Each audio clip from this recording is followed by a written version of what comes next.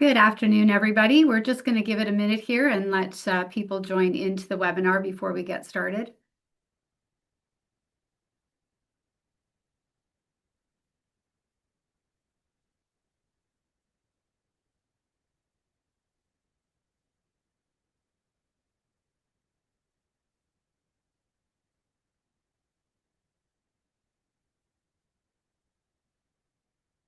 I'll just give it one more minute. I can see people are still joining in.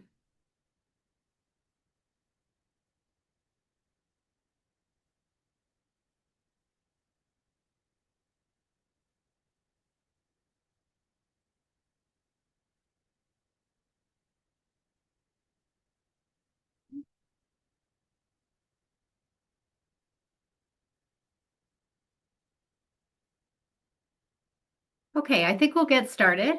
Good afternoon. I'm Kelly Gillis, and I'm really excited to be here today to have this important conversation with all of you. This topic about incivility in the workplace and moving from incivility to impact is a really meaningful one for us. And before I dive into the content, I want to take a moment to acknowledge the context that we're all leading in right now. We're probably operating in a time where civility feels increasingly fragile in our workplaces, in our communities, and particularly in digital spaces where empathy and accountability are often in short supply. This creates real strain for leaders and teams alike, even in the most well-functioning environments. I think it's really important to say this out loud. When incivility goes unchallenged, it doesn't stay isolated, it spreads, it becomes normalized, and over time, it quietly, or not so quietly, undermines trust, leadership credibility, and overall outcomes. And we don't have to look far to see what is happening all around us. And this isn't about politics and it's not about assigning blame. It's about recognizing a slippery slope, one where pressure, polarization, and fatigue can erode how we show up with one another if we're not paying attention.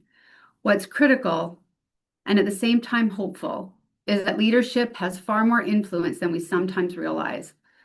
Leaders create the conditions that either allow incivility to take root or stop it early and redirect it into healthy challenge and productive outcomes. Today is about understanding that role and how leaders can intentionally shift the impact that they're having, even in a strained environment, which many of us are working in. Today, I'm being assisted by Marissa Baldry from our team. Marissa is going to manage the chat. We're going to do a few polls during the webinar. Hi, Marissa. And I really, the one thing I hate about doing webinars, quite honestly, is the fact I don't see you, I don't hear from you. I'm much more content when I have an opportunity for dialogue and constructive conversation. But I will be sharing the content. If you have comments to make, feel free to share them in the chat. We hope to have some time at the end for some question and answers, but if there's anything along the way that you want to pop into the chat, questions you have or comments, please share. We'll attempt to make it as interactive as possible. So today's webinar is grounded in a simple but often unexamined premise. Culture and performance outcomes are not accidental, and nor are they primarily driven by frontline behavior. They're shaped intentionally or not by how leadership teams operate, particularly when under pressure. Across sectors, both private and public, leaders are grappling with rising incivility, burnout, and disengagement. Yet many interventions focus downstream on things like policies, training, or individual behavior correction. While those things are important, today's session is really reframing the issue as a leadership system challenge. As participants in today's workshop, I invite you to examine how leadership team dynamics create the conditions in which trust either flourishes or erodes, where conflict becomes either productive or corrosive, and accountability is either shared or avoided. The purpose of this conversation is not to assign blame, as I've said, but to surface patterns that are predictable, observable, and therefore changeable. By the end of the session, I hope you will agree that culture drift is a leadership team issue. I hope you'll recognize the signals that indicate that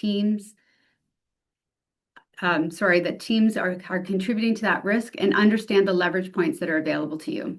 The webinar also sets a clear boundary. Compliance policy and intent matter, but they are insufficient on their own. What ultimately shapes culture is how leaders treat one another, how they handle disagreement, and what behaviors they consistently tolerate or challenge. To frame our conversation today, we're going to take a brief look at some Ontario-specific data. We're also going to explore what it looks like when leadership teams get it wrong or right, and identify some practical steps leaders can take immediately to shift conditions toward peak performance.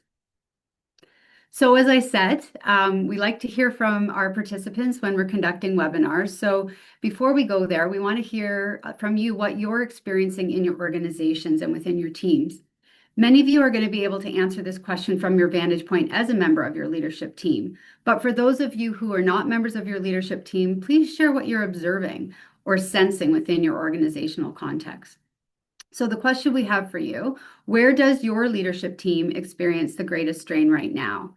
Is it trust between team members, how conflict and disagreements are handled, clarity of decisions and priorities, accountability within the leadership team, or you actually don't see this as applicable for your team because you're functioning well overall, or you're really not sure? So let us know. Marissa's going to be opening up the poll here. Let us know what you're experiencing in your teams.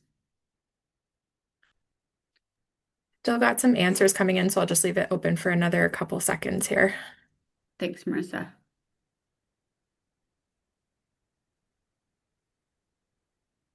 Okay, I'm gonna close it and then just share the results here. Perfect. All right, so what are we seeing here? I have to look to my left here for the results. So about 27% of you trust between team members, 21 how conflict and disagreements are handled, 29% clarity of decisions and priorities, 15% accountability, 6% not applicable, and a few of you not sure. So thanks to everybody who responded. Interesting to see where the results were lying. I noticed that clarity of decisions and priorities is probably the number one that's standing out. Certainly from my experience, often in our organizations, we're chasing too many priorities all at once, and it does create a lack of clarity. And so the ability to be clear on decisions, to communicate effectively often gets bogged down within our team context. But really at the heart of that effective team functioning is that strong, solid sense of trust amongst a team and that ability to handle productive conflict. So not surprising that that's what we're seeing in the data today. All right, so let's continue on in this little journey for today. So just to start with, I want to share some Ontario-specific data, which really does provide a compelling backdrop for understanding why incivility and culture strain can no longer be treated as peripheral concerns. Workplace mental health and safety data drawn from Ontario surveys indicate that 44.5% of workers experienced one or more offensive behavior in a single year, including experiencing bullying, discrimination, threats of violence, and harassment. And at the same time, 30% of Ontario workers reported experiencing burnout symptoms all or most of the time. All or most of the time. And while just over half of workers rated their workplace psychological health and safety climate as healthy or supported, a meaningful minority described their environment as poor or toxic. These figures are not merely indicators of discomfort, they point to systemic risk for our organizations. Burnout and psychological harm reduce cognitive capacity, they impair judgment, and increase error rates, particularly in complex high-pressure environments. Ontario occupational health authorities increasingly frame psychological health and safety as a workplace hazard, placing explicit responsibility on employers and leaders to identify, mitigate, and prevent harm. This regulatory and social context elevates incivility from a behavioral issue to an operational and governance concern. Leaders who ignore these signals risk not only disengagement and turnover, but also diminished organizational resilience and productivity. The data underscores that Ontario workplaces are under strain and that leadership responses must evolve beyond reactive measures. Understanding these indicators helps leaders see why culture stewardship is now a core leadership obligation and not a discretionary activity or a matter of personal style. The Ontario municipal sector offers a vivid illustration of how incivility becomes normalized when leadership systems fail to intervene early. A province-wide survey of Ontario municipal professionals revealed strikingly high exposure to both incivility and harassment. 94% of respondents reported experiencing incivility from members of the public, while 77% experienced incivility from members of council. And the harassment rates were similarly concerning. It is important to note that it was a self-selected survey, so there could be a bias in the data with an over-reporting of individuals that were experiencing negative results. But it's still very important to look at what this trend is showing us. Importantly, these experiences were not rare anomalies. Many respondents reported weekly or monthly occurrences, and in their anecdotal comments suggested that they were actually daily occurrences that they were experiencing. The survey's qualitative findings reinforced a critical insight. Policies and procedures alone did not stop harmful behavior. These environments all had policies, they had procedures to follow, and yet respondents described fear of reprisal, lack of meaningful consequences for senior actors in particular, and a belief that reporting was futile. These dynamics illustrate how leadership behavior or inaction creates permission structures that allow incivility to persist. And while municipal environments may be uniquely exposed to public and political pressure, the underlying lesson is broadly applicable. In any sector where leaders fail to model respectful challenge, address harmful behavior consistently, or protect psychological safety, incivility becomes embedded. This sector-specific evidence strengthens the case that leadership teams play a decisive role in either containing or amplifying cultural risk. It's not lost on us here at ARIA that one of the number one coaching conversations we have with our clients is how to have difficult conversations and give constructive feedback. Many leaders out there are still grappling how to do that basic responsibility that they have of having those conversations when they're important to be had. It's not easy, we understand that, but there are good ways to do that, both from an individual leadership perspective and in terms of how we engage at a team level. So I think it's really important to note incivility rarely remains an interpersonal inconvenience. It manifests in measurable performance consequences. Research and practice consistently show that environments with low psychological safety experience reduced information sharing, delayed escalation of risks, and diminished problem-solving capacity. When employees feel unsafe to speak candidly, they withhold concerns, they soften their feedback, or they disengage entirely. Over time, this leads to decision-making blind spots, rework, and increased operational risk. In Ontario workplaces already facing high demand and resource constraints, these effects compound quickly. Burnout further erodes discretionary effort, collaboration, and learning. Leaders often misinterpret these outcomes as individual resilience issues or workload problems, missing the cultural drivers beneath them. Incivility also increases reliance on formal processes, grievances, investigations, and compliance mechanisms because informal trust has broken down. This proceduralization of conflict is costly and slow, and it further distances leaders from the human dynamics shaping performance. Understanding this connection reframes culture work as performance work. Leaders who invest in building trust and healthy conflict at the top are not prioritizing comfort. They're strengthening the organization's capacity to think clearly, adapt, and execute under pressure. Again, here at ARIA, we can see in the number of conversations we're having with clients about performance issues, the need for investigations. Those things have been increasing here, and we see it as a real sign of the challenge our organizations are experiencing on this front.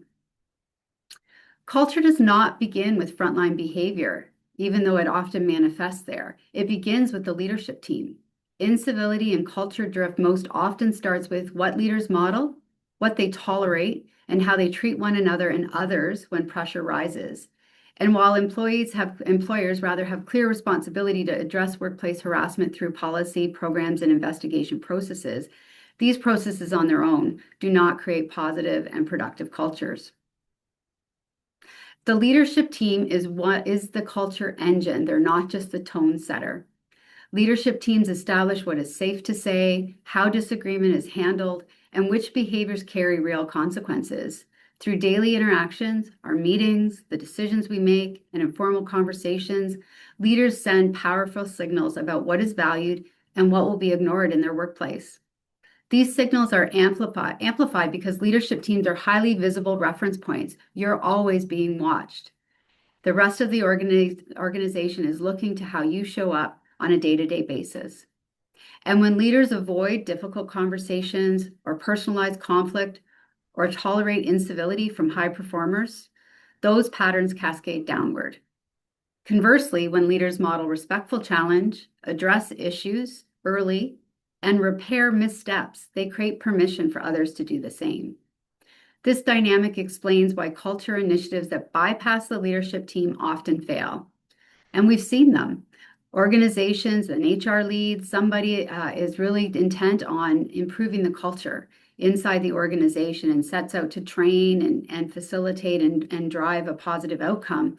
And the leadership team isn't slowing down enough to be involved in that process. Training programs and value statements cannot counteract misaligned behavior at the top.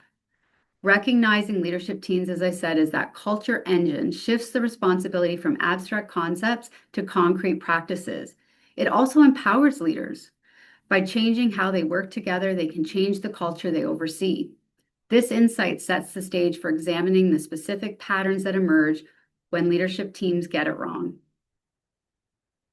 When leadership teams struggle, their challenges tend to follow predictable patterns. One common pattern is avoidance masquerading as harmony. Leaders prioritize superficial agreement and politeness, allowing unresolved tensions to fester beneath the surface. Over time, this erodes trust and increases cynicism. A second pattern involves conflict becoming personal or political.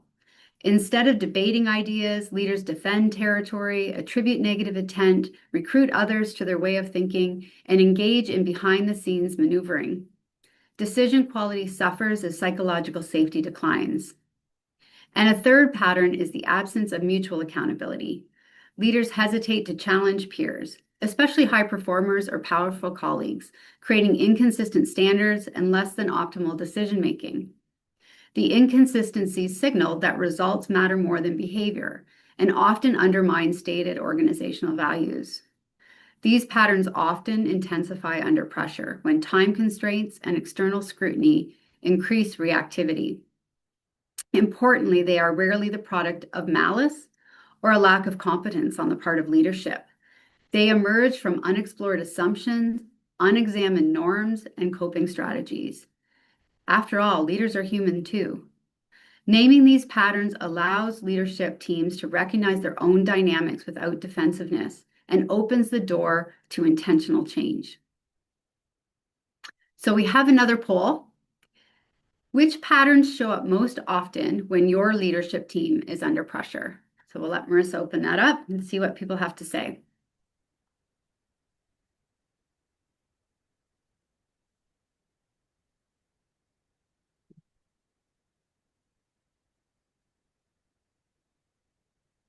I'm gonna give it another minute here.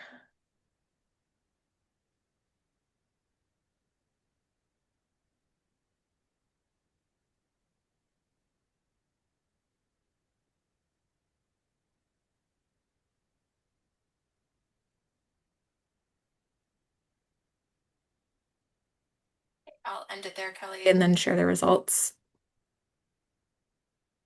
Thanks, Marissa.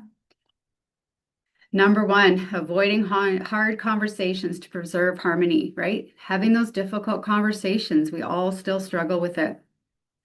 Conflict becoming personal at 11%, inconsistent accountability among leaders at 28%, delayed intervention 11%, none are common, not sure. Thanks for sharing all of that with us today. So,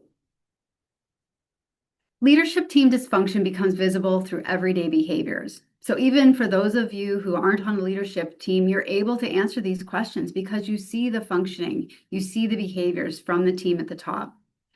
Meetings are marked by interruptions, dismissive comments, sarcasm, or subtle nonverbal cues such as eye rolling.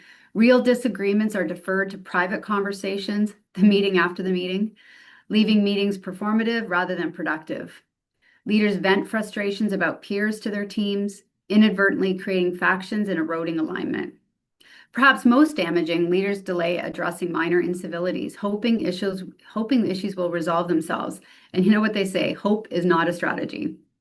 This delay allows behaviors to normalize and escalate, eventually requiring formal intervention. These behaviors communicate that respect is optional and that accountability is uneven. Over time, employees mirror what they observe, reinforcing a cycle of disengagement and mistrust. Because these signs are observable, they offer an opportunity for early course correction. If leaders are willing to slow down and look honestly at their own interactions, change can be made. The consequences of leadership team misalignment extend far beyond interpersonal tension. Employees become less likely to raise concerns early, depriving leaders of critical information. Burnout and disengagement increase as people expend energy navigating politics rather than focusing on meaningful work. Organizations rely more heavily on formal processes, policies, investigations, and grievances because informal trust has eroded. This shift increases administrative burden and slows response times. A phenomenon known as policy fatigue emerges. Employees stop believing that reporting or raising issues will lead to change. In Ontario, where employers rather have clear legal obligations to address harassment, this erosion of trust heightens both operational and reputational risk. These outcomes are not inevitable. They are the result of leadership systems that fail to create the conditions for healthy work. Recognizing these system-level consequences reinforces the urgency of addressing leadership team dynamics directly. And another team poll for you today. How often do leadership team behaviors directly contribute to the cultural issues you're trying to address? What do you have to say about that? Very often, sometimes rarely, or typically you're looking for other causes.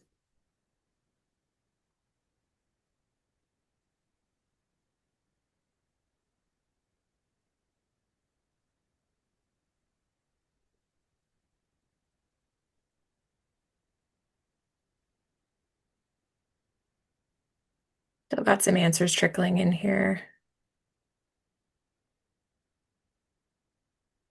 Okay.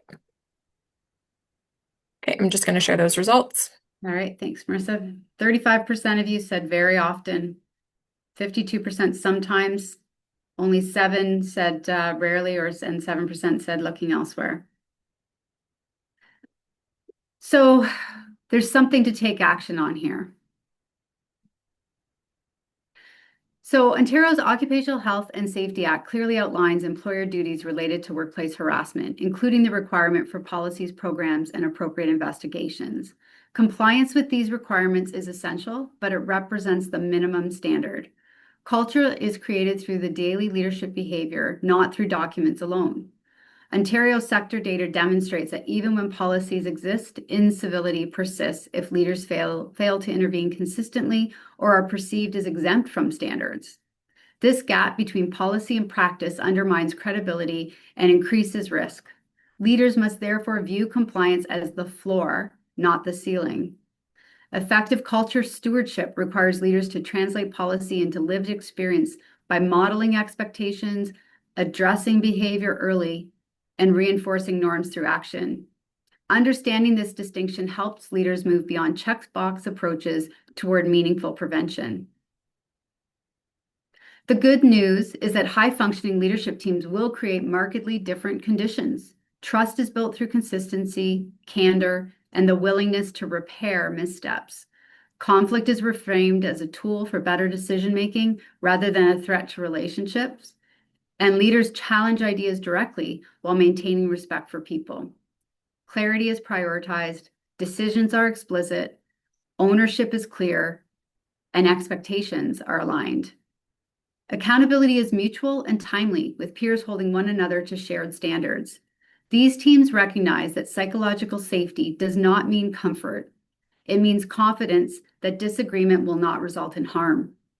Such dynamics enable faster decisions, stronger alignment, and greater resilience under pressure. And who doesn't need that? Importantly, these conditions are cultivated deliberately. They do not arise by chance. Understanding what right looks like provides a concrete target for leadership team development. When leadership teams are functioning well, their behaviors are visibly different. Leaders openly invite dissent, asking questions such as, "What are we not saying?" Meetings feature robust debate, followed by unity once decisions are made. Norms for airtime, interruptions, and respectful challenge are explicit and enforced. And missteps are addressed quickly when leaders acknowledge when tone or behavior has gone off track and reset on expectations. These practices signal that accountability and respect coexist. Over time, such behaviors build credibility and trust, encouraging similar patterns throughout the organization. These observable signs provide practical benchmarks for leaders assessing their own teams. Peak performance emerges when leadership teams intentionally create five interrelated conditions. Trust is established through candor, reliability, and repair. Healthy conflict allows ideas to be tested rigorously without personal harm. Clarity ensures that decisions, roles, and priorities are understood and aligned. All too often, leaders fail to identify their shared priorities and have clarity on how their respective responsibilities are part of a larger puzzle that need to fit together seamlessly in order to achieve organizational outcomes. We've all seen it, the leader who's driving their own agenda, their own area of responsibility, but not being integrated and aligned with the rest of the team. Accountability reinforces standards through consistent follow through. Culture stewardship recognizes that what leaders model and tolerate becomes the norm. These conditions are mutually reinforcing. Weakness in one undermines the others. By using this model as a diagnostic, leadership teams can identify where to focus attention and effort. This framework provides a practical lens for continuous improvement rather than a one-time intervention. One of the most significant leadership team learnings I had in my career that I carry with me in all the conversations I typically have with leadership teams is that when we are working together as a team, we need to focus both on what we want to accomplish and how we do our work together, both the doing and the being as part of a team. And I still remember what an aha experience that was for me, recognizing that I spent the majority of my time as a leader on the doing. What's the next project? What tasks are we getting done? What are the timelines we're meeting? And driving the work agenda, but not taking the time to slow down, to pause, to reflect. How am I working with my colleagues? How are we making decisions together? How are we respecting and demonstrating the values of the organization throughout what we're doing and what we're cascading down to our own individual teams? And for me, that was really a turning point in how I thought about working with my team and my colleagues at that time. The additional good news is that leaders do not need to wait for large-scale initiatives to begin shifting culture. Five practical actions can be taken immediately. First, explicitly name norms for respectful challenge within your leadership team. Second, interrupt minor incivilities early before they normalize. Have the difficult conversations. Third, move conflict into the room by encouraging open discussion rather than side conversations. Fourth, repair in real time by acknowledging and resetting when interactions go off track, and they will. It's normal. Fifth, make leadership team effectiveness a standing agenda item, ensuring ongoing attention. These actions are small, but so powerful, signaling commitment and setting expectations. Over a 30-day period, I guarantee you, even one or two of these moves can produce notable shifts in trust and clarity on your team. It's about making the commitment and following through. So another poll, where does your leadership team most need to strengthen right now? Trust, healthy conflict, clarity, accountability, culture stewardship, so the five things that I talked about, or something other than that, or you're not sure. And if you're choosing other and you feel comfortable, share what you're thinking in the chat. We'd love to hear from you.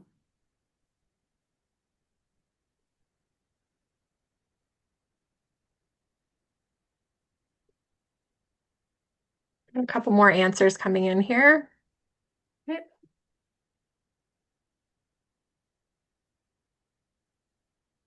Okay, I'm going to share those results. Healthy conflict, number one.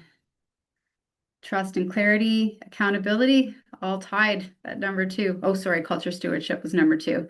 And trust, clarity, and trust, clarity, and accountability tied for number three. Nobody picked others, so I guess I won't look for anything in the chat.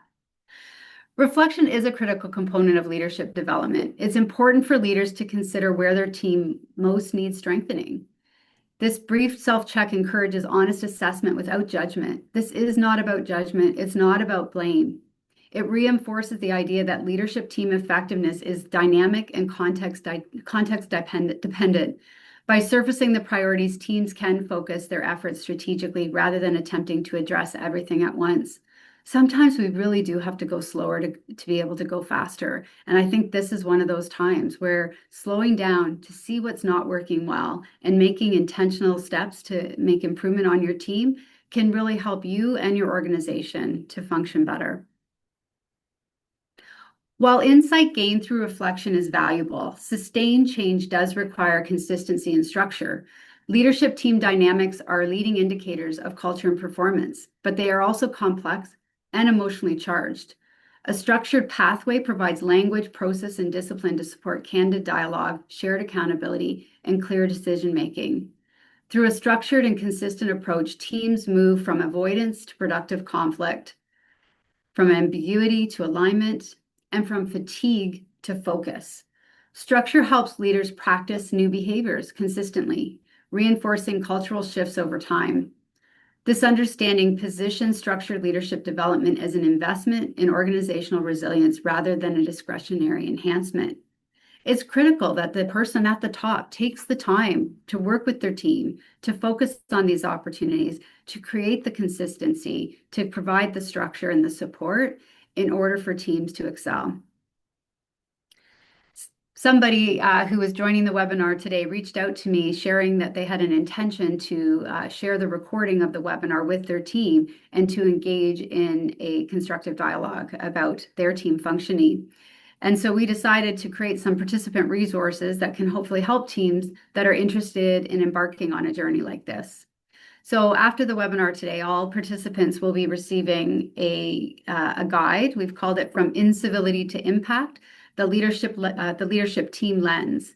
And we want to assist your teams to go through this type of reflective dialogue after the session. The guide provided is intended to serve as a practical tool for translating insight into action because reflection alone isn't sufficient. It's designed for both individual reflection and team dialogue, and hopefully will prompt leaders to examine how trust, conflict, and accountability are currently handled within your teams. The guide encourages a brief individual reflection, so encouraging you to take 10 minutes minimally to answer some of the questions on your own, and then to engage in a dialogue with your teams to talk about what your observations are and to identify ideally one or two shifts that you are willing to commit to over the next 30 days. By framing reflection as a shared responsibility, the guide reinforces the webinar's central message. Culture outcomes are created by leadership team behavior. This giveaway supports immediate application and ongoing learning, we hope. And we are also including a facilitator tip sheet for your team leader to help them lead you through this conversation. So some of the takeaways that we hope you'll leave with today from this session. First of all, Ontario data signals that culture strain is real and has tangible impacts on well-being and performance. Secondly, incivility is rarely random. It reflects leadership systems and norms. And third, peak performance requires deliberate conditions, trust, healthy conflict, clarity, and accountability. Leaders who focus on how their teams work together can be very powerful, and it will influence culture more than any policy or program within your organization. These insights provide a foundation, we hope, for ongoing leadership development and culture stewardship within your organization.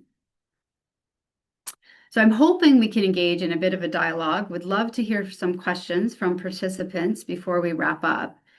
I also want to take this opportunity to share with you that we are going to do a follow-on webinar from today's webinar that really is going to look more directly at the policy and compliance aspects of incivility through an HR lens. So for those of you who are regular joiners for our webinar series, we hope that you might join us next month when we continue to tackle this topic.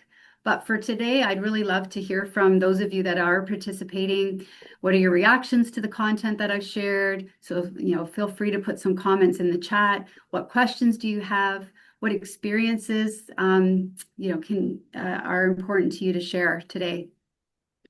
So Marissa's going to manage the chat for us here. Just keeping an eye here. One of the questions that we have, if I'm not a leader in my organization, how do I influence the behaviors of leadership? What a great question. How many of us have sat in that place where we could see what was happening at that leadership table, but as a non-participant, not really sure where to go with our with what we were seeing. So it is a tough one. Certainly, I think the most important thing is to be able to talk to your direct leader about what you're seeing and the concerns that you have. Again, getting curious is something we tell all the individuals that we work with within our organization. Ask the curious question, come from a place of concern and genuine in your observations. And I really think that that can open up the dialogue, and hopefully that leader is in a position to be able to take forward what they're hearing. As we've said in the webinar today, these behaviors are observed. You're not going to be the only one that's seeing that, even if you're not sitting at the table. We see what those team dynamics amongst our leadership teams that we're interacting with. And so sharing your concerns respectfully with candor, and again, a genuine intent to be supportive and to help see improvement can go a long way.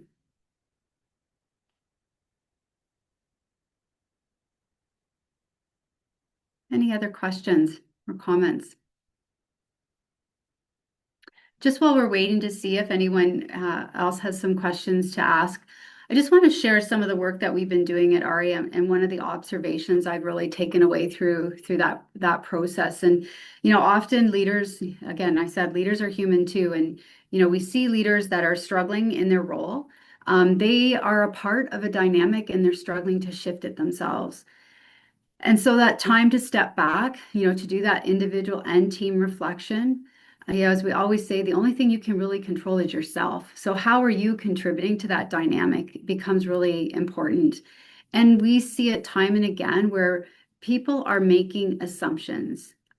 They assume intent of their colleagues. They assume that things are being done from an intentional place, as I've said, or they think that somebody knows better than they do, and just opening up the conversation goes such a long way to surface those assumptions, to check in to see if what they're thinking is going on is really going on. And a lot of the time what gets in the way again is the busy pace of leadership. We have deliverables, we've got multiple priorities, we're juggling lots of things, we're caring for the people on our own team, and not maybe interacting as effectively with the team that we're a part of, the broader team. So really taking that time and having those conversations is critical. And each of us as a leader on a team owns that responsibility individually and as part of the collective. So we do have a comment here about our team challenged me on what I thought was a strength. When I experienced incivility from our broader teams, I just calmly, in quotes, took it. Just did not impact my experience, treated it as water off a duck's back. Unfortunately, this approach from me was permission for teams to treat other leaders in the same way, who I do not expect to just take it. My response to incivility sets the tone. Yeah, just take it, right? That's not if we all just take it, it's actually absolutely what you're saying here. It sets the tone. And so being able to, well, yes, sometimes remaining calm and not overreacting to a situation is 100% a strength. There's a lot of emotional dysregulation inside of organizations. So remaining calm and open to understanding what happened is really critical, but not addressing a challenge when it arises or just taking it. 100% agree. It does set the tone and it doesn't necessarily help our organizations to move forward. Thank you so much for sharing that. Yeah, so we do have another question. How do you tell a supervisor that they are too militant when dealing with employees? So the noticing was that a supervisor and employee clash, and the employee says that they are being targeted by the supervisor, but the supervisor hasn't taken any time to get to know the employee, and now the employee wants to grieve due to this. Mhm. Well, certainly one of the things that we talk a lot about is, again, the number one piece in this framework today was about trust, right? And trust only comes from getting to know people And so, a leadership expectation that we always talk about is that responsibility for establishing and developing trust within your team. And that starts with getting to know those individuals, taking the time to understand who they are as a person, their values, what makes them tick, why they're contributing to to your organization. And so, again, it's for new leaders, we often see a lack of, again, slowing down and understanding that part of their job now as a people leader is to do those people responsibilities.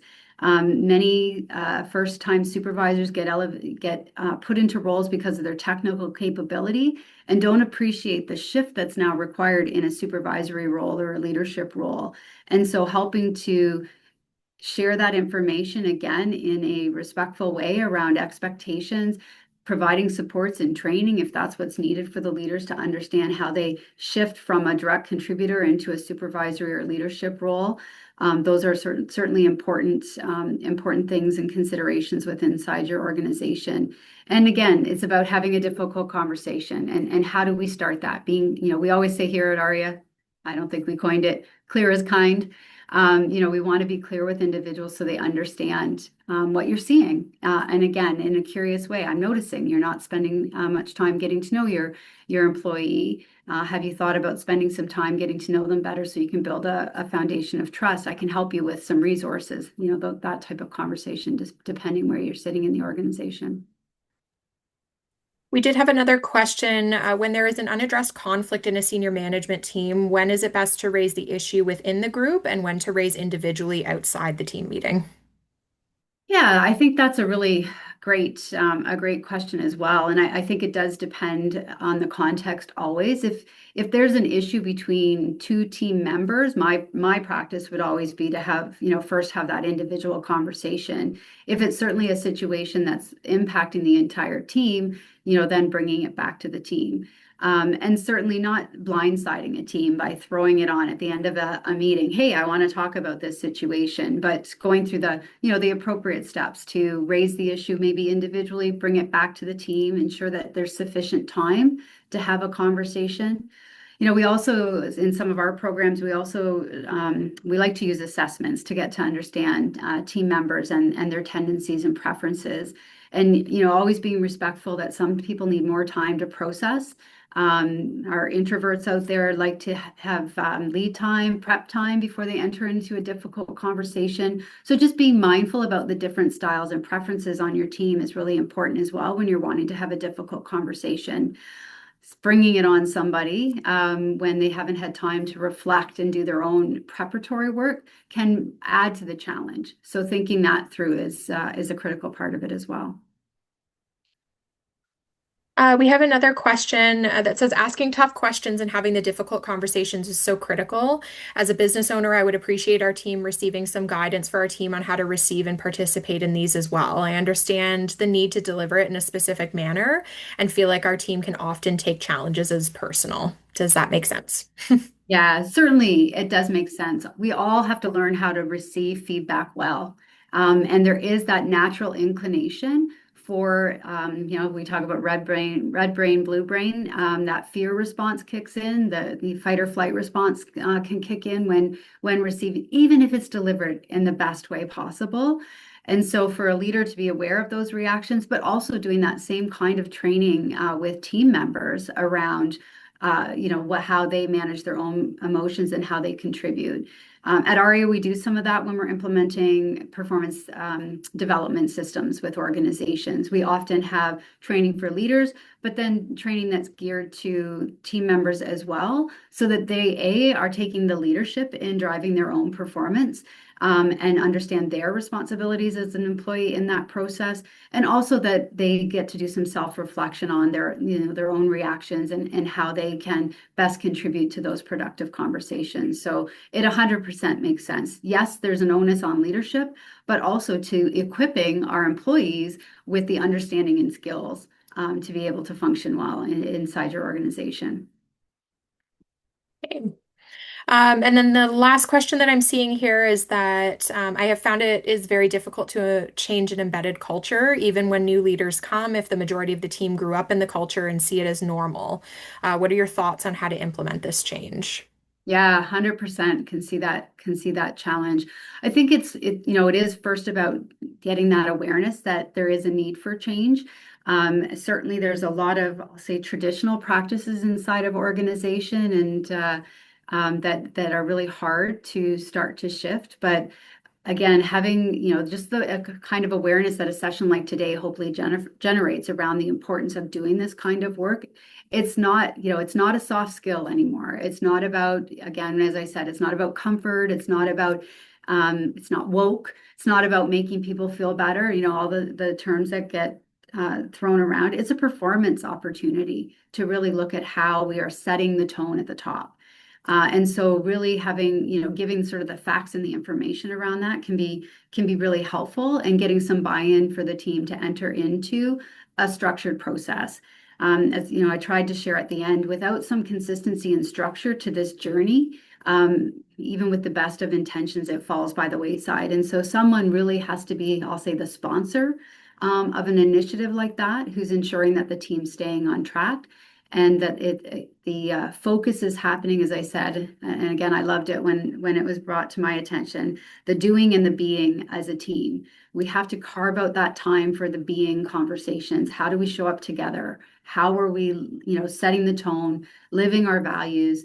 It's not just the plaque on the wall anymore. It is that intentional conversation, and someone has to make sure the time is made for that to happen in your processes.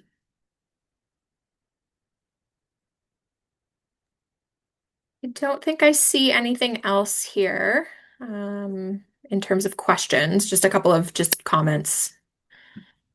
Anything you want to call out, Marissa, just to share, or we can certainly wrap up. We're coming on to 10 too. I'm sure, as I said, a lot of this goes by the wayside when we're so busy inside of our organizations. And sometimes, I truly believe we need to slow down to go fast and making some time and setting this as a priority for your team. I wish that for all of you.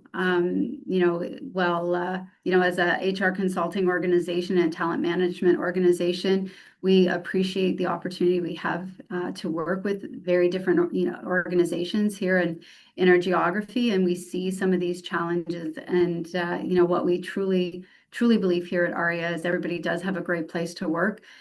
We wish that for all organizations that we work with and those that we don't work with. And I hope you make the time to make this an important part of your day and your agendas within your leadership teams and within your organizations. So thanks for joining.